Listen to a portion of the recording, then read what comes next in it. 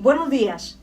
Tengan todos ustedes bienvenidos a su programa Contra el Cáncer con el doctor Alberto Mijares y la doctora Elisa Cobas, su servidora. Buenos días. Muy buenos días, Elisa.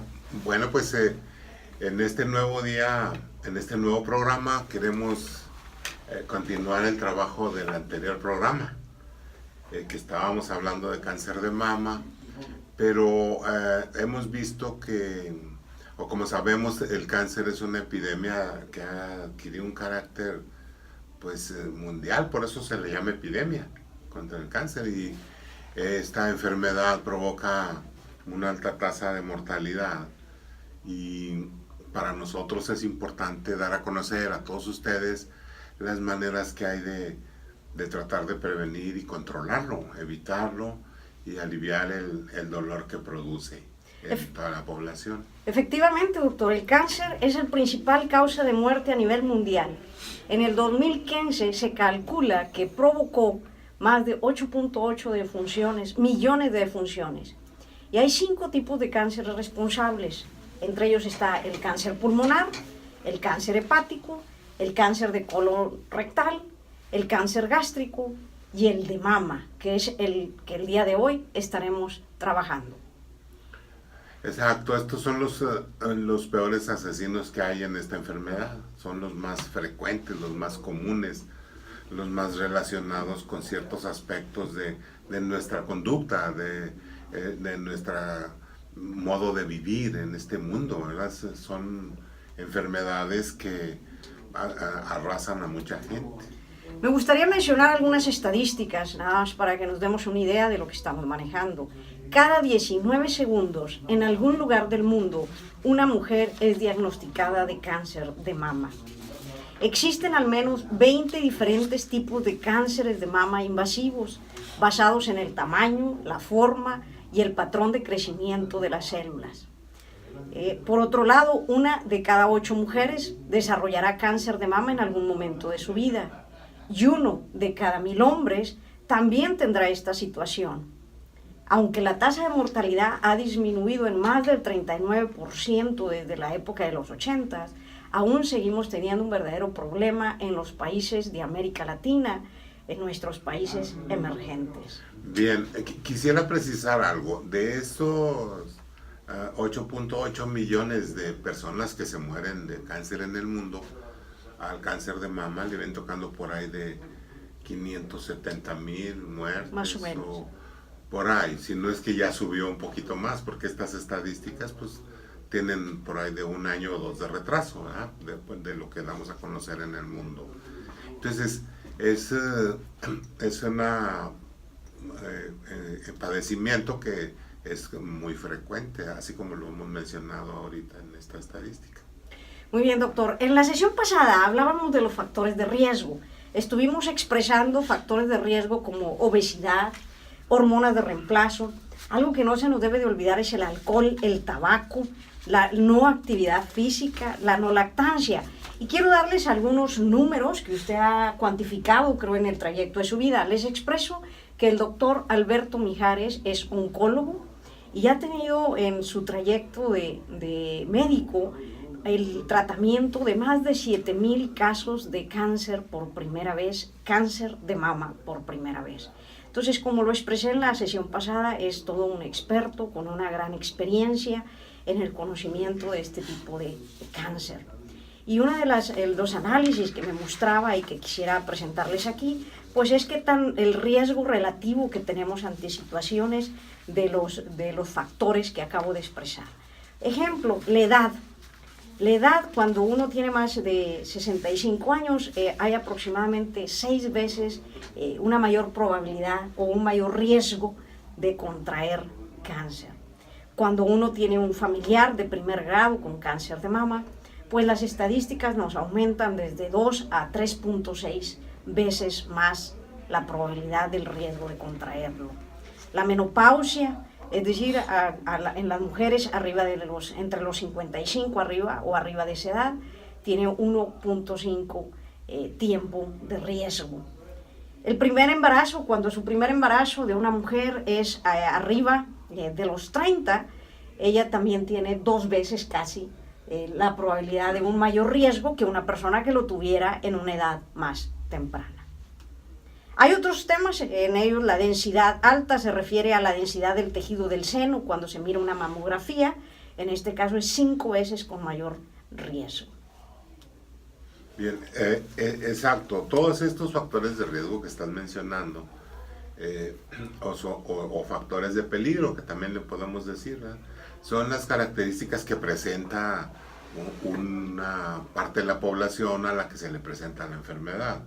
Es decir, hay cierta peligro por tener o hacer algunas cosas, o por tener o hacer algunas cosas hereditarias, o del tiempo, del paso del tiempo.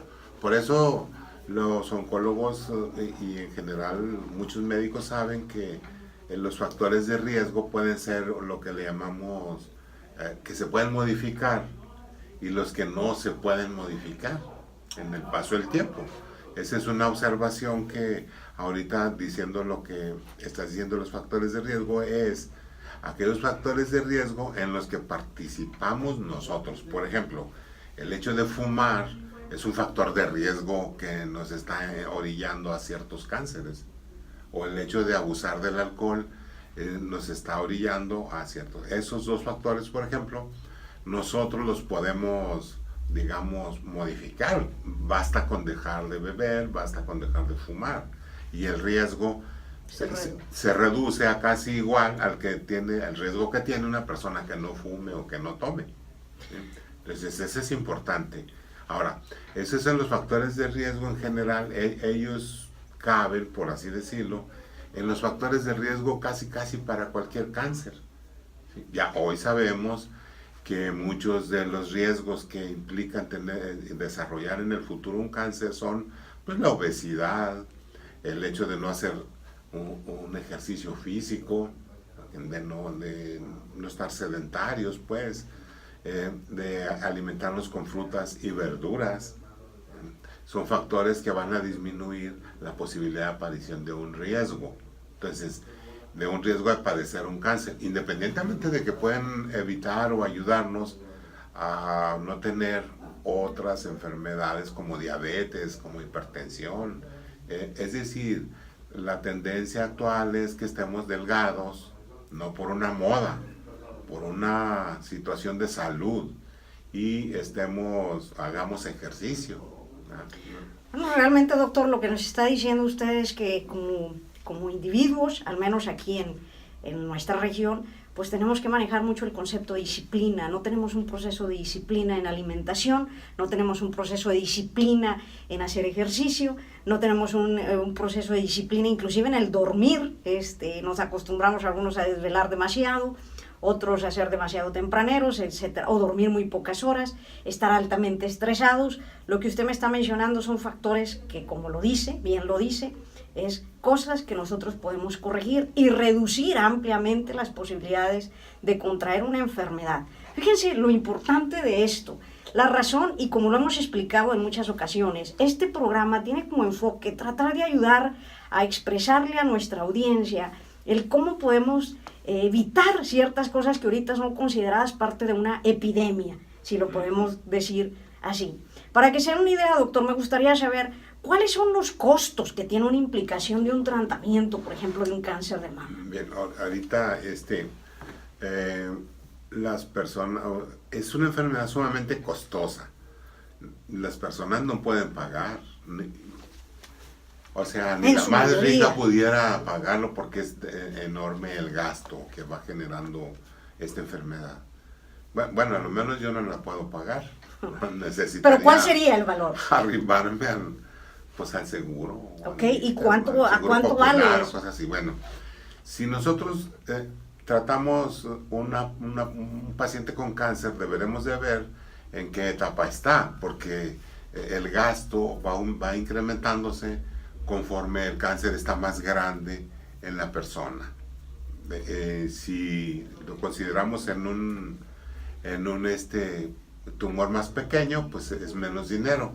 Ahora, regresando del corte, vamos a hablar un poco más de esto. Bueno, sí me interesaría mucho, doctor, que platicáramos de esta cuestión. Les informo a todos que están ustedes en su programa Contra el Cáncer. Este programa es dirigido por el doctor Alberto Mijares, que es oncólogo.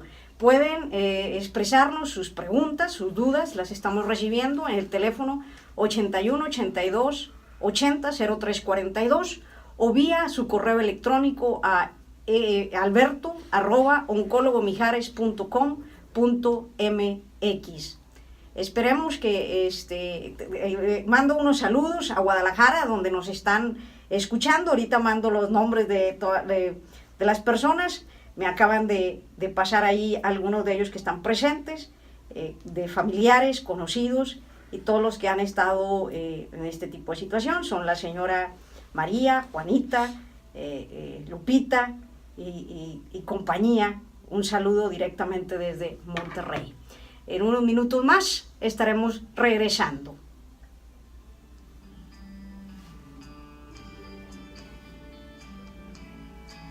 Más para ti, contra el cáncer. Continuamos. Bueno, doctor, estamos aquí de regreso. Les recuerdo a nuestra comunidad que pueden expresar sus dudas o comentarios al teléfono 81 82 80 03 42 o al correo electrónico alberto@oncologomijares.com.mx. Estábamos, doctor Mijares, con la cuestión de los costos, que son altos, sabemos que son muy altos, pero quisiera ver esa relación para poder platicar con la audiencia de la diferenciación en costos. Ok, decía que depende mucho del tamaño del tumor. Ok. Casi el proceso es parecido en todos los cánceres. En el caso particular de cáncer de mama, el costo más o menos en una enfermedad localizada, pequeña, a un seno, debe costar por ahí como de unos 300, 400 mil pesos el tratamiento. Y cosa notable, es igual si se trata en el medio privado o en los medios hospitalarios gubernamentales. Públicos. El costo más o menos es igual porque los hospitales también del gobierno ajustan pues, los precios a lo que cuestan las cosas. Más o menos eso costaría un cáncer localizado, que es el que se descubre con la mamografía. Y que esté pequeño. Y que esté pequeño. Y que lleva muchas bondades, porque ya hablaremos de las cirugías al rato, pero son cirugías conservadoras, ¿no? Pequeño significa 2 centímetros. Pequeño significa menor a 2 centímetros. Okay. 2 centímetros o menos, eso es lo que significa.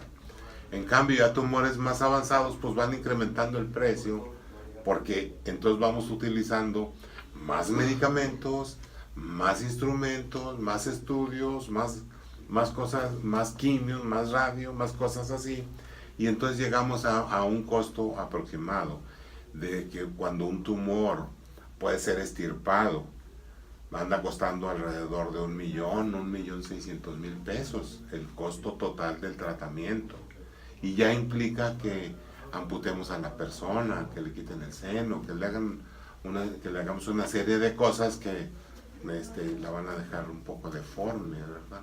Entonces en costos se va incrementando conforme se incrementa el tamaño tumoral, y se va incrementando también las pérdidas corporales de la persona, de la mujer.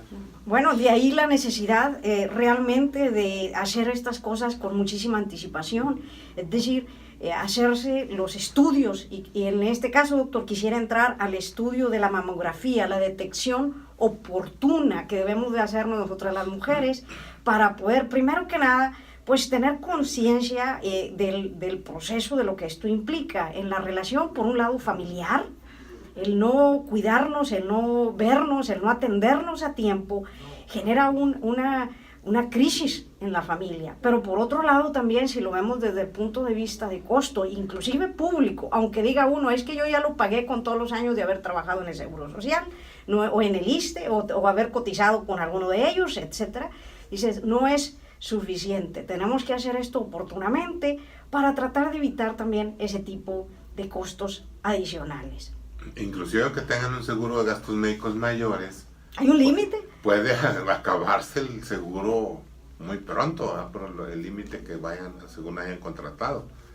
Entonces, esto no dejaremos de seguirlo mencionando y machacando esta cuestión de la mamografía. La vez pasada tocamos algunos puntos de la mamografía, dijimos que es un estudio que permite descubrir el tumor en tamaño en milímetros. Entonces es importante volver a recalcarlo. Pero en este punto quisiera yo tocar algunas cosas de por qué o cómo sería el programa. Porque, por ejemplo, hay mujeres que se quejan o oyen o leen que les aprietan mucho su seno, por ejemplo, ¿verdad? Y que eso pues es muy molesto y cosas así. Es cierto, se aprieta, pero ya con los nuevos equipos ya no es tan difícil ni hacerla sufrir tanto con las nuevas tecnologías que hay. Y por otro lado, el hecho de hacer la mamografía, nunca dejaré de estarlo remarcando, tiene que hacerse bajo un programa. Por ejemplo, conozco que hay mamógrafos ambulantes. No sé cómo. Te van y te llevan a tu casa. Que los llevan a las a colonias las y colonias. cosas de eso.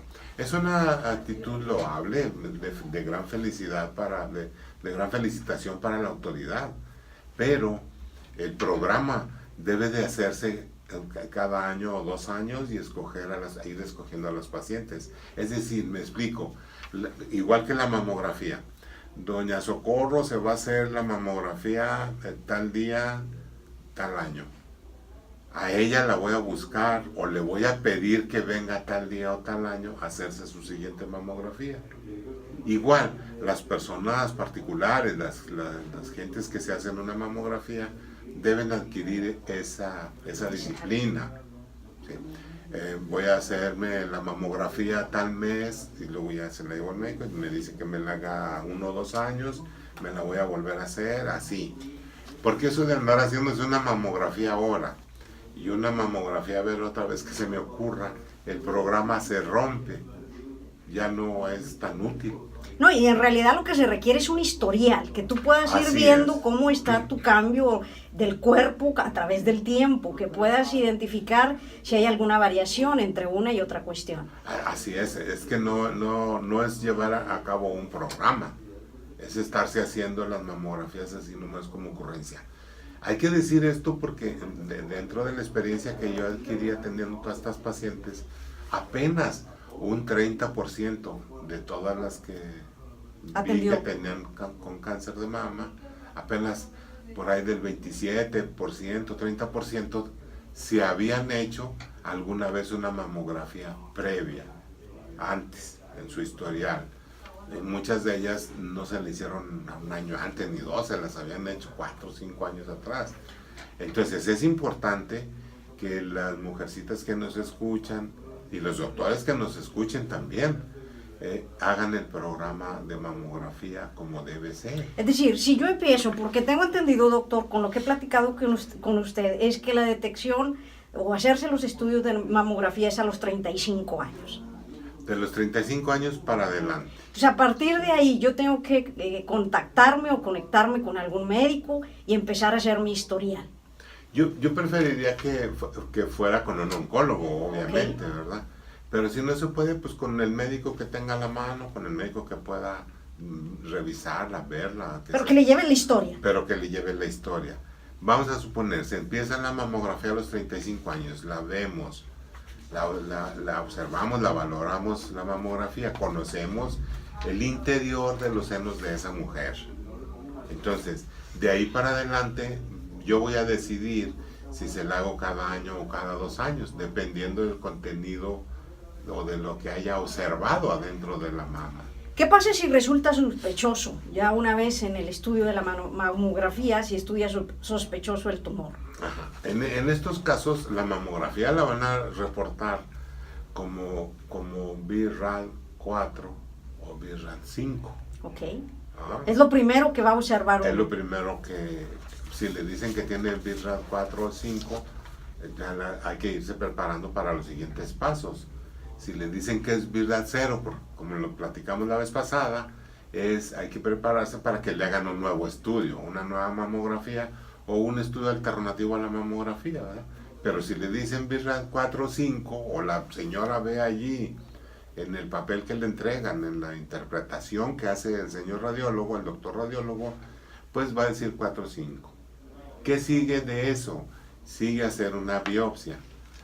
La probabilidad de que la mamografía se equivoque en hacernos que sospecha un cáncer es muy poquita. O sea, es altamente sensible para decirnos qué paso sigue.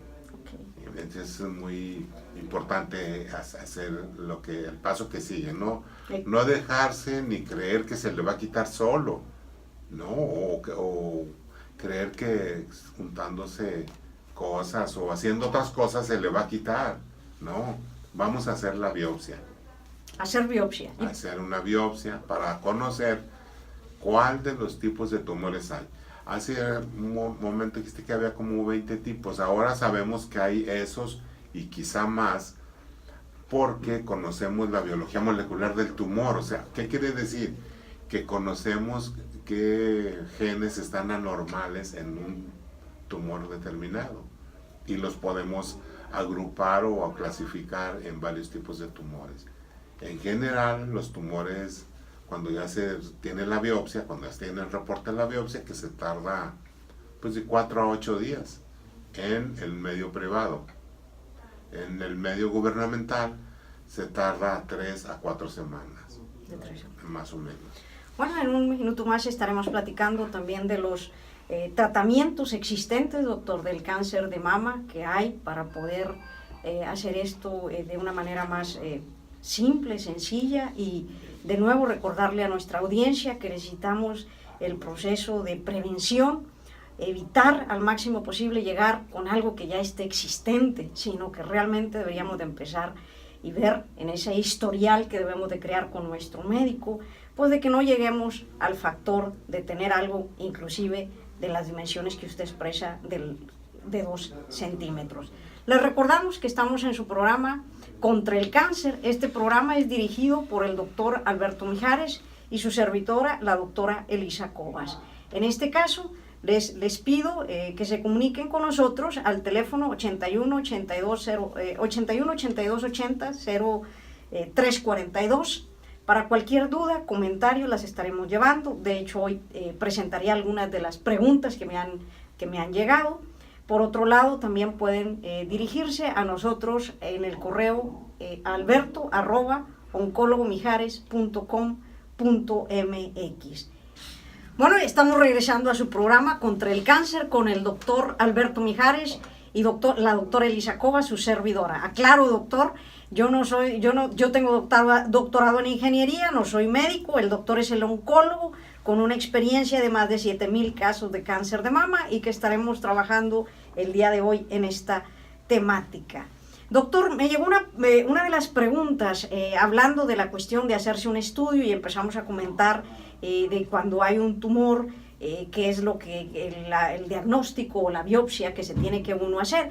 Pero antes de eso la pregunta me dicen, ¿qué pasa cuando hay quistes y algunos de estos, ya sea quistes en específico o quistes de agua?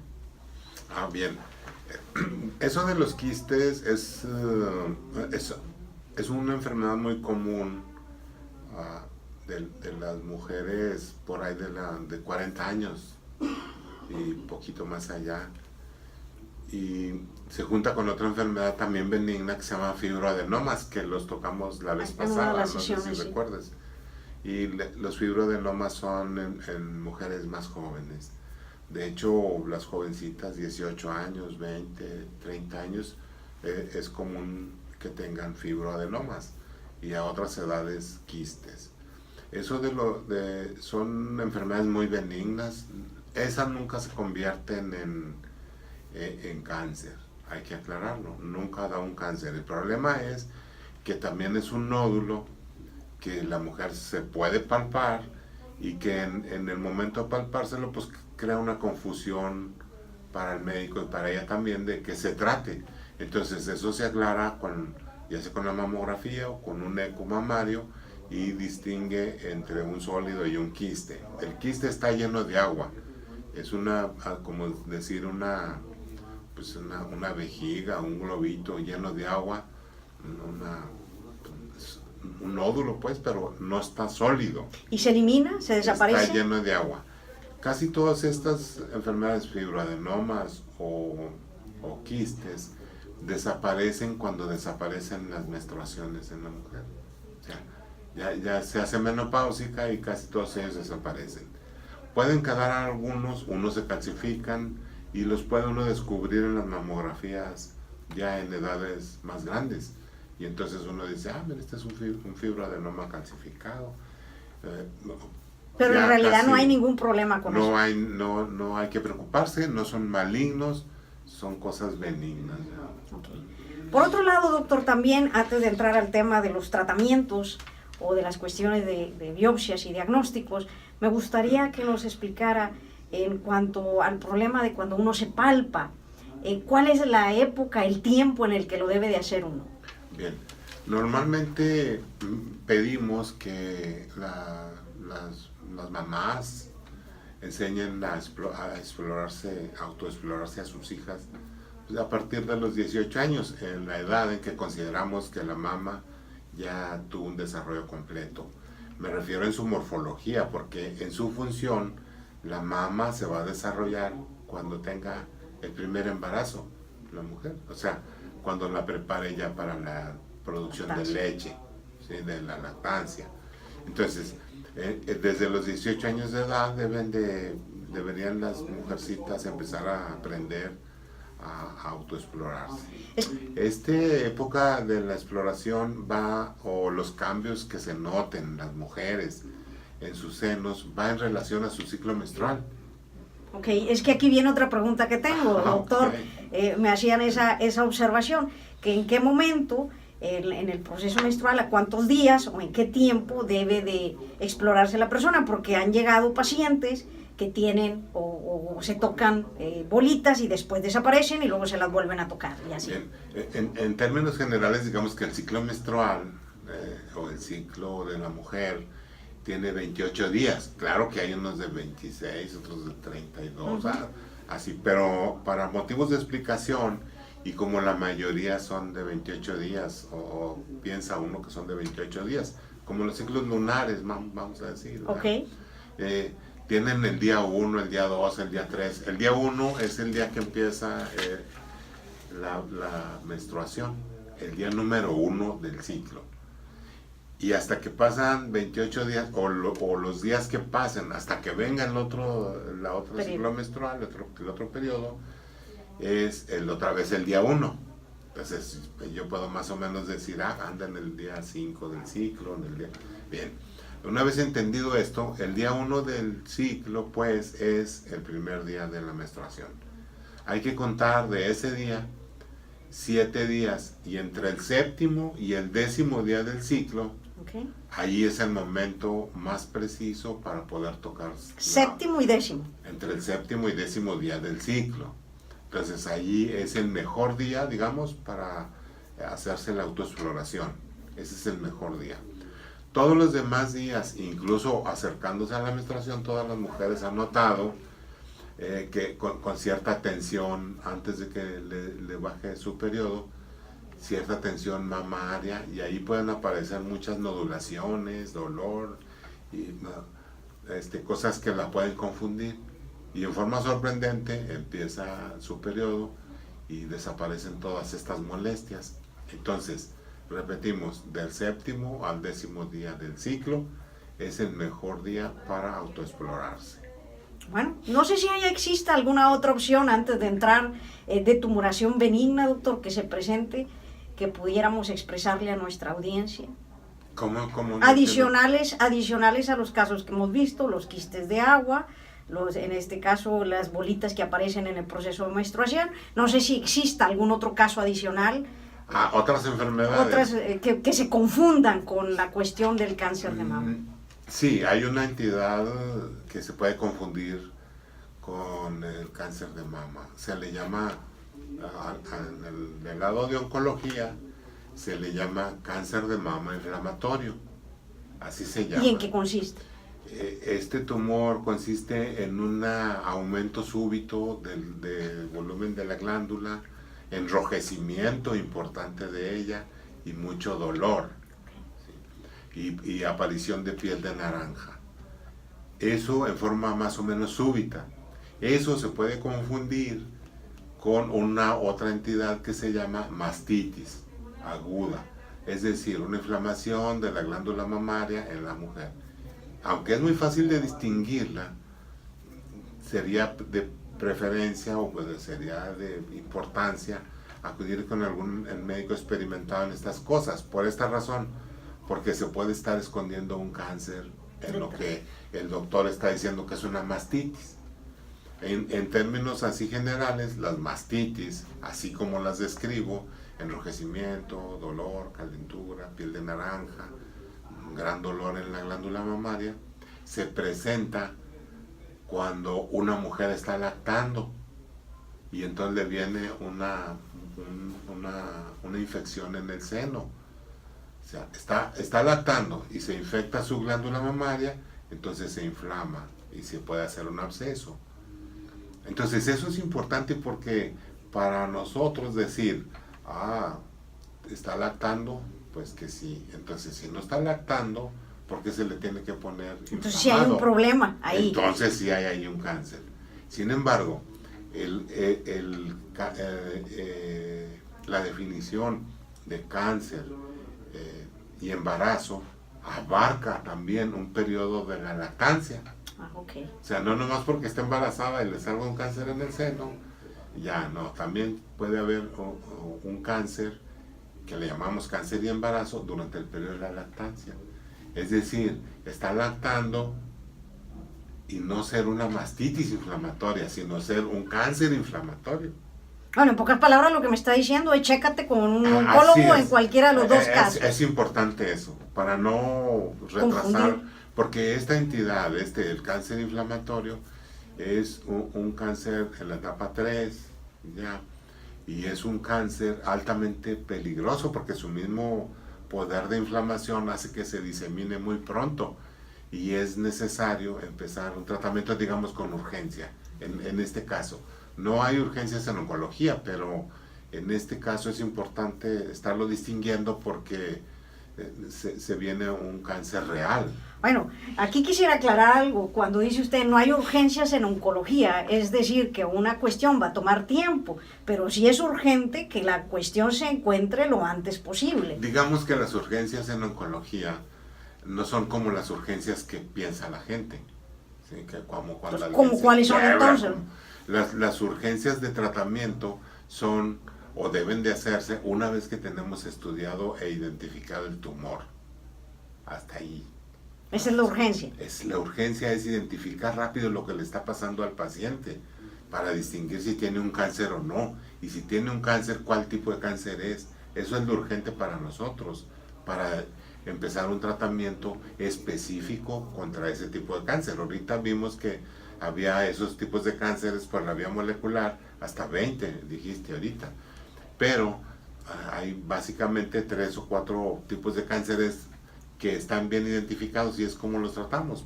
Por ejemplo, los que tienen algunas características de si son hormonales o no, o si son tienen una cosa que se llama HER2 positivos, cosas así, ¿verdad? Que estaremos viendo. Bueno, les recuerdo que estamos en su programa Contra el Cáncer, dirigido por el doctor Alberto Mijares y la doctora Elisa Cova, su servidora. Preguntas, observaciones, comentarios e inclusive consultas directamente con el doctor Mijares al 81 82 80 03 42 o al correo electrónico alberto@oncologomijares.com.mx. Regresamos. Bueno, estamos en su programa Contra el Cáncer con el doctor Alberto Mijares y su servidora, la doctora Elisa Covas. Doctor, acabo de recibir otra pregunta aquí directamente que me dicen cuáles son las edades o qué edades son las más vulnerables para este cáncer.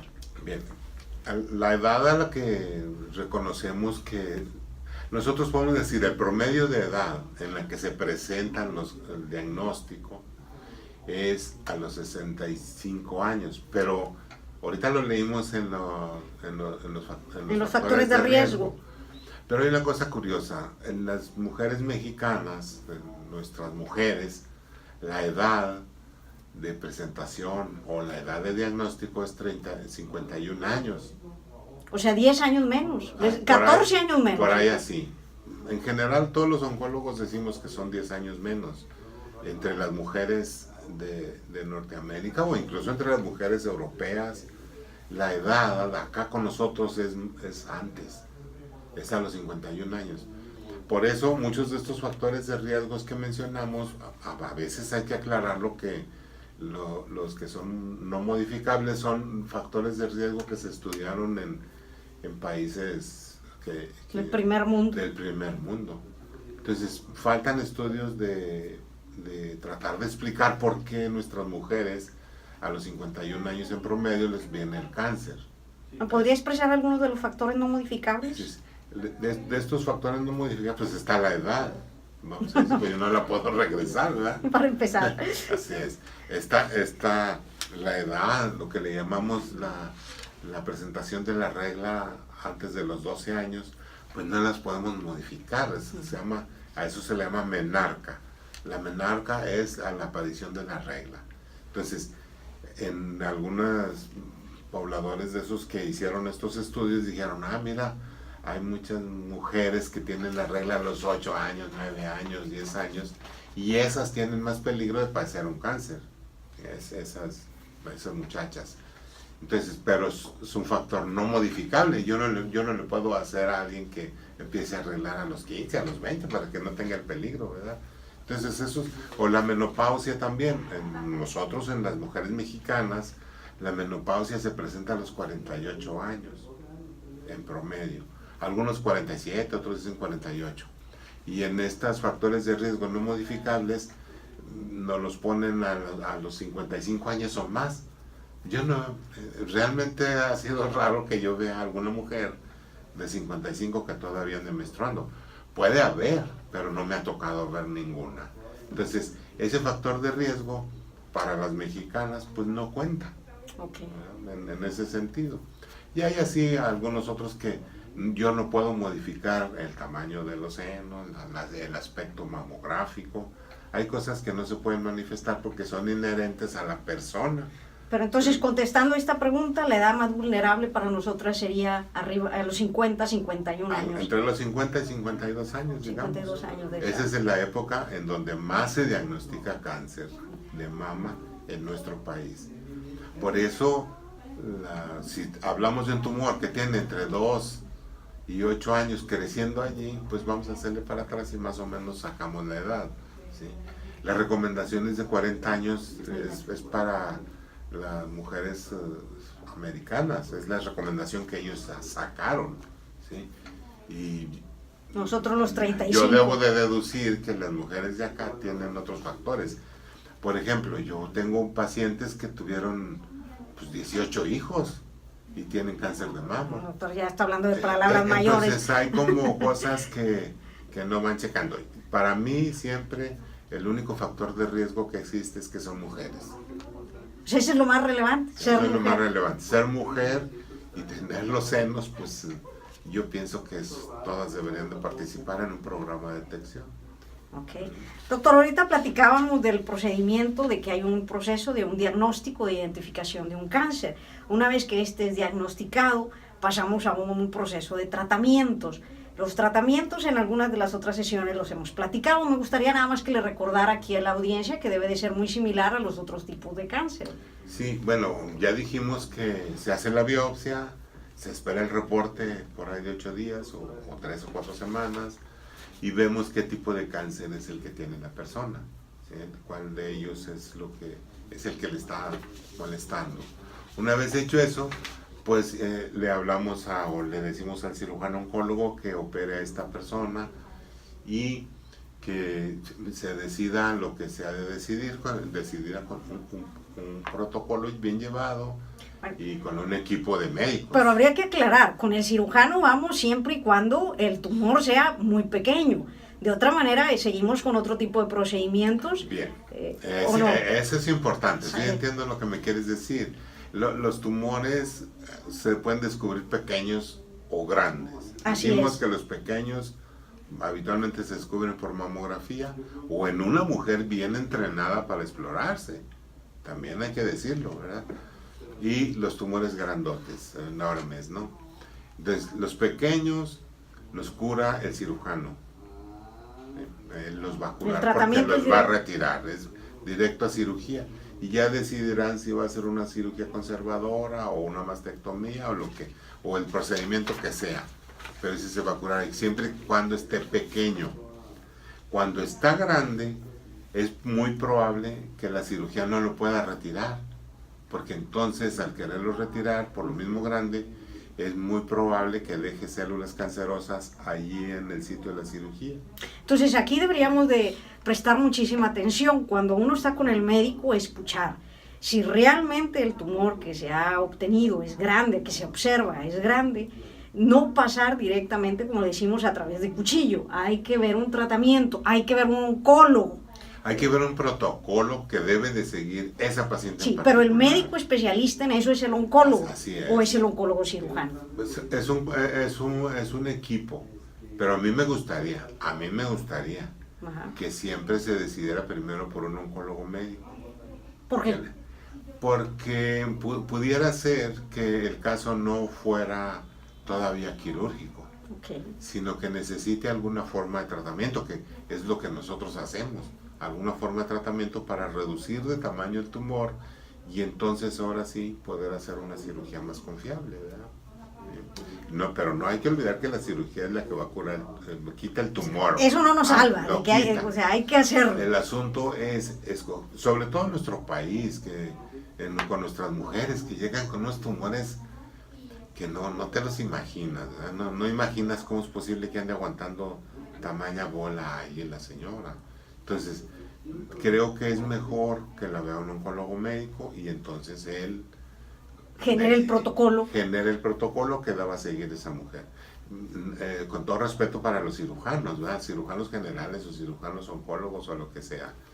Pero me imagino yo que eso debe de ser más ahorita, que la tendencia es que estamos descubriendo cosas que se pueden tratar con medicamentos. Okay. Doctor, entrando en ese proceso, entonces si no tengo cirugía, ¿qué sigue? Bien, a veces las pacientes no se les puede operar. La razón principal es que no se les puede operar porque es imposible quitarle el tamaño del tumor. O sea, no se puede quitar el tumor porque no es defecto técnico del cirujano ni nada, ni que no sepa. Es porque el tamaño del tumor es enorme. Hay algunas escuelas en Estados Unidos que después de un tumor de 4 centímetros empiezan con quimioterapia, no empiezan con cirugía. Okay. Y lo hacen porque quieren que el oncólogo médico, o sea, la quimioterapia, pues, les reduzca el tamaño del tumor y ellos poder operar con toda confianza. Entonces, habrá mujeres, a menos en nuestro México, las mujercitas de nosotros, como llegan el 60-70% de todas ellas con tumores muy grandes, deben de empezar con un proceso que se llama quimioterapia para intentar disminuir de tamaño ese tumor. Y entonces ahora sí, cuando disminuye de tamaño, ahora sí, pues derivarla o hablarle al cirujano o ya que la operen. Pero es importante eso, ¿verdad? Bueno, doctor, y dentro de ese proceso de la quimioterapia, hay un conjunto de factores que se viven en el detrimento del físico. Sí. De cada persona, cada quien reacciona diferente. Sí, Elisa, pues no sé si me puedes contestar tú yo no lo he padecido, gracias qué a Dios. función pudieran tener los senos, ¿verdad? No, claro. Hay un proceso importante porque para las mujeres, y para los hombres, y para los niños y para todos son importantes los senos, ¿verdad? No, creo que no, que la pregunta va más en el detrimento que se vive cuando hay tratamiento de quimioterapia. Ok. A eso se le llaman efectos secundarios de la quimioterapia. Y las cosas que llega, la información que tiene pues la persona que llega con nosotros, es una información parcialmente cierta, digámosle así, o es una media verdad, pues, porque, bueno, hay una paciente que me dice, es el infierno. Me dijeron que era el infierno, ir al infierno cuando me dan una quimio. Pero ahora hay manera de aliviar todos esos síntomas, todas esas molestias y hacer la cosa más amigable, más tolerable. Pero llegan con mucha angustia porque pues van a perder el pelo de la cabeza, de todo el cuerpo, van a vomitar, se les van a empezar a caer sus uñas, tienen muchas molestias en la boca por una cosa que llaman mucositis, tienen muchos problemas también en la conjuntiva ocular, nomás les andan llorando los ojos, cosas así que la hacen difícil, ¿verdad? Se les va el apetito, tienen una serie de problemas que son muy importantes, son muy llamativos como síntomas en ellas.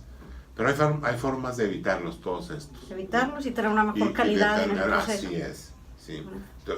Quiero recordar que tú lo viviste con tu hermana, ¿verdad? Que no fue tanto... Bueno, gracias a Dios no la vi en una situación tan crítica. Definitivamente pasó por todo lo que usted acaba de mencionar, pero es cómo hacerles este proceso un poco menos doloroso a ellos mismos. Sí existen, las formas existen.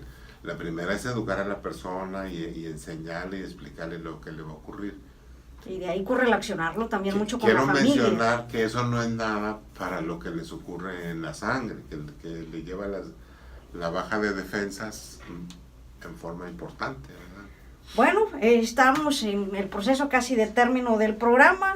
Está aquí Paola Muñoz mandando una felicitación en particular. En mí he creado una conciencia a un tema que lo quería ver siempre tan lejano, un tema tan difícil de abordar.